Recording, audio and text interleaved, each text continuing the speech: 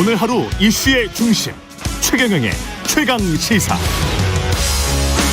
네, 더불어민주당 이낙연 전 대표 자맹 끝내고 어제 이재명 대선 후보와 회동 갖고 원팀을 강조했습니다. 지난달 2일 선대위 출범 이후 51일 만입니다. 비로소 원팀을 위한 마지막 퍼즐이 맞춰진 것일까요? 예, 이낙연 전 대표의 비서실장이었고 지금은 이재명 대선 후보의 비서실장입니다. 더불어민주당 오영훈 의원 연결돼 있습니다. 안녕하십니까, 의원님? 네, 안녕하십니까? 예. 어제 회동 분위기는 어땠습니까? 옆에서 지켜보셨을 것 같은데요. 네, 매우 화기애애한 분위기 속에서 예. 또 많은 시간, 1시간 20분 동안 많은 이야기를 나눴고 또 그리고 국가비전과 통합위원회 위원장을 맡기로 하는 등 예. 구체적인 선거 과정에서의 역할 문제에 대해서도 충분히 논의가 됐다 이렇게 말씀드릴 수 있습니다. 예. 어떻게 근데 51일 만에 이 회동이 성사가 됐는지도 좀 궁금하고요. 언론 보도가 조금씩 나오고 있긴 하던데. 네네. 예. 어쨌든 이재명 후보께서 코로나19 상황이 안 좋아지면서 양극화는 심화되고 있고 또 어려움을 겪고 있는 국민들에게 또 희망을 드려야 되는 차원에서 이낙연 전 대표께 더 큰 역할을 요청하셨던 것이고요. 예. 또 이낙연 전 대표님께서는 이제 한 달여 동안 또 지지자들에게 감사한 마음도 전하고 대선 승리를 위해서 협력해달라는 요청을 하는 전국 수해 방문을 했었는데 그게 아마 또 최근에 이제 마무리가 됐습니다. 그래서 시간적으로도 일정이 조율되게 되었고 그런 과정에서 만남을 주선하게 됐습니다. 예. 국가비전통합위원회 위원장을 지금 이재명 후보, 이낙연 전 대표 두 분이 공동으로 맡기. 그러면 이제 두 분만 하시는 거예요? 공동위원장은? 네, 공동위원장은 두 분만 하는 것이고요. 예. 그래서 특별한 위원회를 이제 구성해서 만들었다고 생각하시면 되고요. 네. 이낙연 전 대표께 이 선거 과정에서 특별한 역할을 주문하신 거다 이렇게 이해하시면 될 것 같습니다. 그 특별한 역할이 뭘까요? 일단은 가장 큰 내용은 어제 두 분의 회동 후에 브리핑 과정에서 말씀을 드렸습니다만은 코로나19 극복, 또 양극화 완화, 복지국가 구현, 정치개혁, 국민통합과 관련된 아젠다를 발굴하고 또 차기 민주정부의 구체적 과제로 또 추진하기로 한 것입니다. 그렇기 때문에 단순히 선거 전에서만 운영되는 위원회가 아니라 향후 차기 민주정부의 구체적인 과제를 제시할 수 있는 그런 위원회의 성격이기 때문에 매우 중요하다는 점 말씀드리는 것이고요. 그리고 또한 국가비전위원회는 이제 정례적인 회의를 통해서 메시지를 낼 수도 있다는 점이고요. 그리고 또 현안에 대해서 또 야당의 어떤 문제에 대해서도 지적해 나갈 수 있다 이렇게 생각합니다. 지금 말씀하신 것 중에 4기 민주정부의 과제를 제시할 수 있다. 그러니까 집권하고 나서도 이 위원회는 계속 기능할 수 있다. 지금은 선대위 차원이기 때문에 예. 그 이후에는 어떤 방식으로 할지는 고민을 해봐야 되겠습니다만은 정부의 과제에 밑그림을 그리는 작업도 한다 이렇게 이해를 하시면 되겠습니다. 어떻게 보면 이제 정치공학적으로 보면 당 내에 이낙연 전 대표의 어떤 세력과 어떤 통합적인 그런 모습으로 가는 그런 느낌도 있네요. 지금 말씀 들어보니까. 네, 그럼 당내 지지층이나 당원들의 단합뿐만이 아니라 우리 국민들도 상당히 갈라져 있지 않습니까? 예. 그래서 국민 통합에도 저는 도움이 되는 그런 역할들을 해나가시게 될 것이다 이렇게 말씀드립니다. 근데 그 이낙연 전 대표가 이런 말씀하셨단 말이죠. 네. 그 후보나 당과 결이 조금 다른 이야기를 할 수도 있을 것이다. 네. 예. 이거는 무슨 의미일까요? 지금 더불어민주당의 민주당 다움을 좀 더 찾아나가는 과정에서 예. 목소리도 존중되어지고 그런 상황으로 나아가야 더 큰 통합을 이뤄나갈 수 있는데 지금까지는 예를 들어서 당원 게시판을 좀 닫아버렸다라든가 일시적인 표시가 있었던 것이고요. 예. 다양한 목소리가 잘 들리지 않는 구조가 되어버린 거 아닌가 하는 걱정이 있었던 것 같습니다. 더 큰 통합으로 나아가기 위해서는 당내에서 다양한 목소리가 반영되는 구조로 가는 게 맞다. 그런 과정에서 약간의 결이 다른 목소리가 나올 수도 있다. 이런 말씀을 주신 것으로 이해합니다. 결이 다른 목소리가 나올 수도 있고 그리고 그게 또 민주당 다음으로 연결돼서 꼭 이재명 후보의 어떤 목소리가 아니라도 민주당 다음이라고 생각이 된다면 그게 네. 민주당의 당론이나 다음 정부의 어떤 정책으로 채택될 수 있다. 이렇게 해석될 수 있을까요? 예, 맞습니다. 예. 지금 저 비서실장을 사실은 이낙연 전 대표 비서실장이셨단 말이죠. 맞습니다. 예. 근데 이재명 후보 비서실장 지금 맡고 계신데 어떠십니까? 좀 처음에는 어색했을 것 같아요. 처음엔 전혀 뭐 예상하지 못했던 상황이기 때문에 예. 좀 당혹스러운 측면도 있었고요. 예. 한편으로는 또 여러 가지 기대도 하게 됐습니다만은 이낙연 전 대표님을 비롯한 또 동료 의원님들과 또 상의하면서 그런 제안에 대해서 수용하기로 결정을 했었고 또 비결정 역할을 맡고 있는데 이재명 후보의 인사 스타일을 좀 엿볼 수 있는 측면이 있지 않았나 생각합니다. 특히 비서실장은 뭐 가장 측근 중에 해야 한다는 이런 고정관념을 깨버리는 것이죠. 예.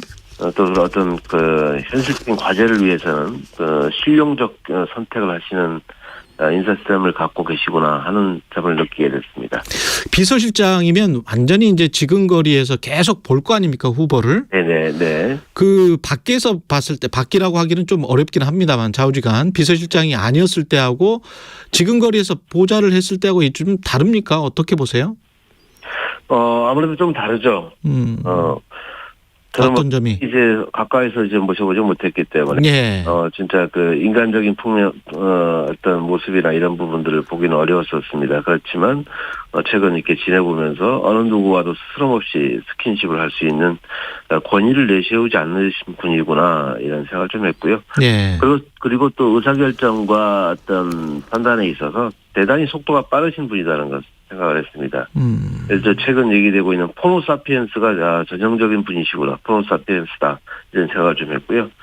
또 휴대폰을 제대로 잘 활용하시는 분이기 때문에 지지자들과 또 국민들과 다양한 그런 목소리를 가감없이 듣고 계시고 네. 또 본인의 생각도 속도감 있게 폭넓게 전달하시는 그런 능력을 갖고 계신 분이다 이렇게 생각합니다. 예. 그 판세를 좀 보겠습니다. 어제 발표된 전국 지표조사 MBS 사자 가상대결 결과를 보니까 이재명 후보 35, 윤석열 후보 29%인데. 네네네. 근데 이제 크게 보면은 사실은 이재명 후보 입장에서는 치고 올라간다 40 이상으로 그랬으면 더 좋을 것 같은데 이게 지지율 격차가 좀 벌어지긴 했습니다만 완벽한 골든 크로스다 어떻게 평가하세요? 그런 것 같지는 않은데. 우선 이 후보와 윤 후보 간의 격차가 예. 범위 내에서 이렇게 조금 더 벌어지고 있다는 것은 저희들에게 고무적인 상황이고요. 예. 또 하나는 윤 후보보다는 하락폭이 적다는 게 다행스러운 점일 것입니다. 그런데 대선 전국이 이제 네거티브 양상으로 전개되는 측면 그리고 또 여야 후보가 가족 리스크로 인해서 부동층이 약간 더 두터워진 측면이 있습니다. 부동층이 두터워졌네요. 예. 예. 그래서 그렇지만 어제 이낙연 대표가 전격적으로 이제 합류를 하면서 우리 당 같은 경우에는 당내 지지를 더욱더 끌어낼 수 있는 그리고 지지율을 상승시킬 수 있는 그런 요인이 형성이 됐고 그리고 향후의 정책과 비전을 좀 더 구체적으로 계속 제시를 해나가게 된다면 골든 크로스는 조만간 오지 않을 것인가 생각을 합니다. 저는 10년 여론조사에서는 골든 크로스가 이루어지기를 기대하고 있다는 점 말씀드립니다. 10년 여론조사 정도에서는. 근데 이제 가장 지금 선거 판세로 보면 실점을 오히려 누가 덜 하느냐 이게 굉장히 중요해졌고 이런 양상으로 가다가는 잘못하면 누가 되든 간에 어떤 광범위한 국민적 지지를 얻는 국민 통합형 대통령이 되기가 좀 힘들지 않을까 그런 우려도 있습니다. 누가 되든. 저는 그렇지는 않다고 보고요. 예. 지금은 정책 대결이 되고 있지 않기 때문에 그런 걱정들이 나타날 수 있습니다. 예. 저는 이재명 후보와 또 윤석열 후보 간의 양자 토론이라든가 같이 정책에 대해서 국민들께 소상하게 밝힐 수 있는 그런 기회가 보장되어야 한다고 생각을 합니다. 윤석열 후보는 3번의 법정 토론이면 충분하게 국민들에게 알릴 수 있다라고 말씀을 하시고 계시는데 예. 저는 이것은 정책 선거가 될 수 없는 구조를 윤석열 후보가 만들어가고 있다 이렇게 말씀을 드립니다. 하루빨리 양자 TV 토론 등을 통해서 국민들에게 정책과 비전을 제시할 수 있는 그런 기회가 왔으면 합니다. 그 더불어민주당 전용기 의원이 3번의 그 토론을 TV 토론을 7번으로 늘리자라고 입법 발의를 했지 않습니까? 네네. 이거는 전격적으로 그냥 왜냐하면 지금 현재 민주당이 의석수가 많기 때문에 네네네. 실제로 그냥 통과시키실 생각이세요? 아니면 그 상징적인 겁니까? 상대를 압박하는? 지금 당의 입장에서 이제 제시한 것은 아니라고 예. 보고요. 다만 그만큼 또 이 법정 토론이 갖는 제한 때문에 국민들의 어떤 판단을 어렵게 하는 그런 요인이 될 수 있다는 그 입법 발의의 취지가 있다고 생각하고요. 다만 임시국회에 지금 의사일정이 합의되고 있지 않는 상황 등을 고려하게 되면 대선 전에 이 법안이 통과되기는 쉽지 않은 상황일 것이다 이렇게 생각을 합니다. 그렇군요. 소상공인 자영업자 손실보상 지원 강화 방안도 당론으로 정해졌고 그다음에 선지원 후정산 하자. 이거는 이재명 후보가 지금 강력하게 드라이브를 걸고 있는 것 같은데요. 네. 이것도 국회에서 통과가 돼야 되는 거잖아요. 네, 소상공인 지원법 즉 시행령이 개정되어야 하는 상황이. 아, 시행령이군요. 예. 그러면 그거는 그냥 정부에서 그 당정이 합의하면은 그냥 가능하겠습니다. 네, 그럴 수 있습니다. 예, 다주택자 양도세 중과 한시 완화 방안 이거는 워킹 그룹을 만들어서 그러면 네. 언제 어떤 공식적인 뭐가 나오나요? 구체적으로? 어쨌든 이와 관련해서는 이제 법적으로 뒷받침돼야 되는 부분이 있고 국회에서 여야가 협의를 해야 될 상황인 것으로 알고 있습니다. 예. 우리 당의 입장이 워킹그룹을 통해서 정해지고 그리고 여야 국회 협의 과정을 통해서 처리할 수 있다면 가장 좋은 것이고요. 또 그리고 정부의 입장에 대해서도 충분히 우리가 이해는 하고 있습니다. 그렇지만 국내 처한 삶의 현실이 간단치 않기 때문에 이 문제에 대해서도 주택 공급 차원의 문제에 대해서도 충분히 검토해야 된다는 이런 이재명 후보의 이야기가 있기 때문에 예. 그에 대해서도 좀 더 진전이 되기를 기대하고 있다는 점 말씀드립니다. 그 대장동 이야기를 안 할 수가 없습니다. 김문기 성남도시개발공사 개발 1처장이 네. 숨진 채 발견됐고 유족들은 수사기관의 무리한 수사, 회사의 중징계 결정, 극단적 선택이었다. 이렇게 지금 이야기를 하고 있는데요. 네.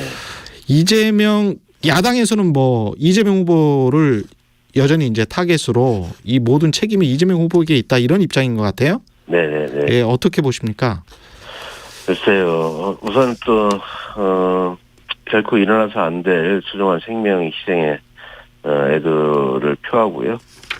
검찰에서 대장동 건을 빨리 수사를 마무리해야 된다고 생각을 합니다. 실제 진실이 밝혀지는 가운데 마무리가 될 수 있도록 해야 된다고 보여지고요.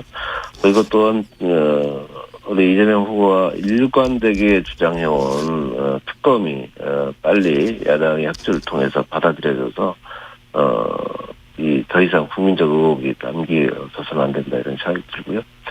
그리고 이 문제와 관련해서 또 뭐 검찰이든 수사기관에서 대단히 그 조사를 해봤지만 아직까지 이재명 후보와의 어떤 관련성이나 이런 부분에 대해서 입증된 바가 전혀 없다고 저는 생각을 합니다. 그래서 국민적 의혹을 빨리 마무리하기 위해서 특검을 할 수 있도록 야당의 협조를 다시 한번 요청드린다 말씀드리고요. 예. 그 초기부터 의혹을 따라가 보면 돈을 받은 바는 없다. 그거는 뭐 아무런 증거가 없고요. 그때 이제 초과이익 환수제 관련해서 이제 배임 의혹과 관련해서는 하여간 배임이 되려면 그 전에 초과이익 환수제가 어떻게 놓고 빠졌는지 그 과정에 관해서 당시 시장이 인지했거나 묵인했거나 승인했거나 뭔가 그런 게 나와야 될 것 같은데. 네네네. 그거는 지금 어떻게 보세요? 그래서 이제 특검을 해야 되는 거 아니냐 그런 목소리가 있습니다. 어쨌든 검찰 수사 과정에서 밝혀지지 않게 되는 특검을 통해서 밝혀야 될 문제고요. 예. 그럼 이제 후보께서 말씀해 오신 어쨌든 공영개발 이익 자체가 해당 지역 주민들에게 들어갔다는 이런 측면들이 있기 때문에 결과를 더 지켜봐야 된다 이렇게 생각합니다. 그렇군요. 예, 알겠습니다. 윤석열 후보에 대해서도 좀 여쭤봐야 될 것 같은데 일단 영부인하는 호칭도 쓰지 말고 청와대 이 부속실을 집권하면 폐지하겠다.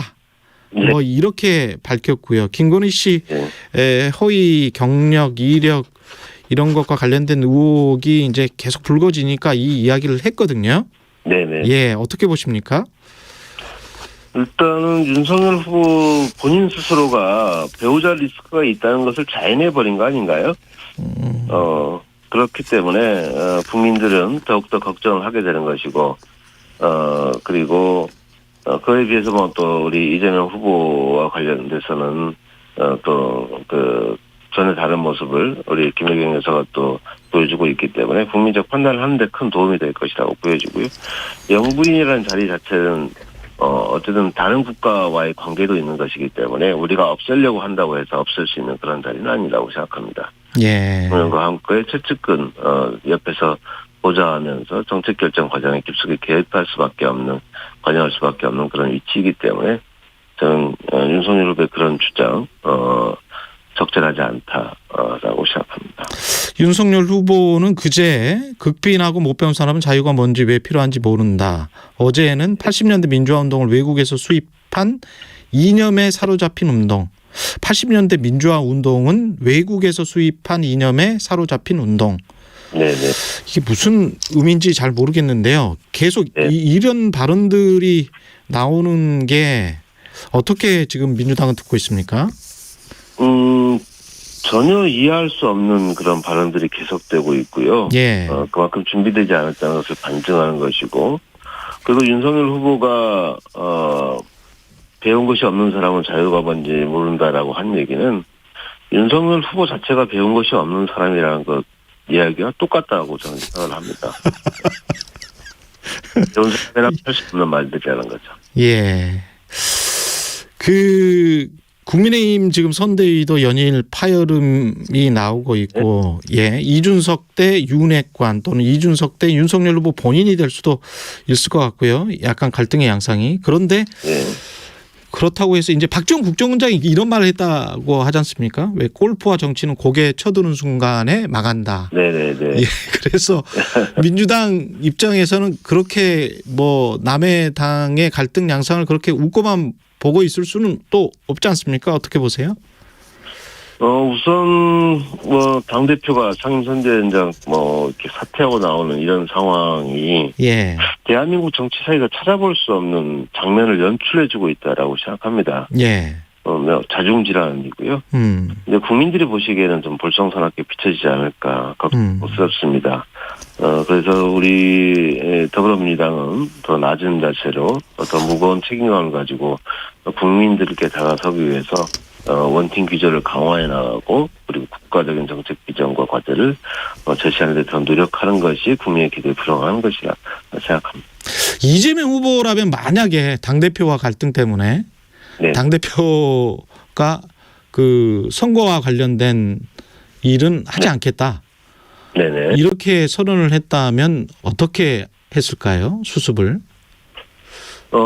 당대표의 역할은 당대표의 역할이고, 대선 후보의 역할은 또 대선 후보의 역할이 있는 거 아니겠습니까? 예. 각자의 역할에 대한 존중과 그리고 당원 당규에 따른 책임을 부여할 수 있도록 해주고, 또 법률에 따른 책임이 부여되어야 되는 것이기 때문에 저는 그러한 점을 충분히 설득해야 된다고 생각하고요. 특히 당내 경선 과정에서 함께했던 이런 뭐 예를 들어서 같은 경우 홍준표 의원, 예. 또 유승민 전 의원 같은 경우에 포용해내지 못하는, 함께 원팀을 만들지 못하고 있는 이 리더십에 대한 문제제기도 있어야 한다고 생각을 하고요. 알겠습니다. 지금까지 더불어민주당 이재명 후보 비서실장 오영훈 의원이었습니다. 고맙습니다. 네, 감사합니다. 공정, 공익, 그리고 균형. 한 발짝 더 들어간다. 세상에